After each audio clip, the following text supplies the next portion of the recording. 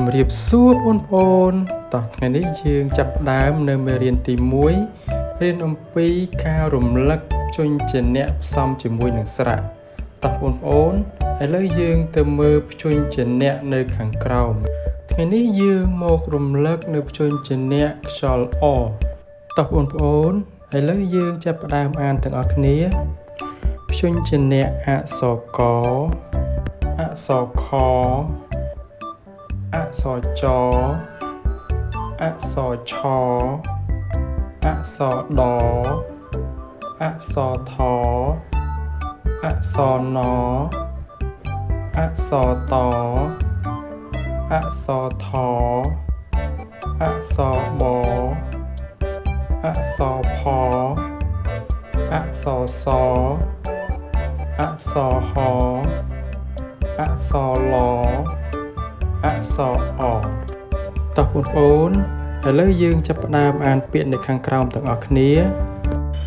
តោះចាប់ផ្ដើមអានពាក្យកោះកអស់កោះខោ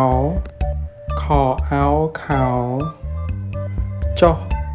ចអស់ចុះឆៅឆអៅឆៅដេដអេដេនឹងរដេតោតអោតោទឿតអឿទឿថាថអាថាបីបអីបីបាវបអោបោផុសផអស់ផុសសេះសអេសេះហើហអាហើនឹងរហើកកោកកដាក់ស្រៈអូនឹងរកោកកោខាកខអាខានឹងកខាកចចាចនឹងរចដាក់ស្រៈអាចាចចាដំណាំ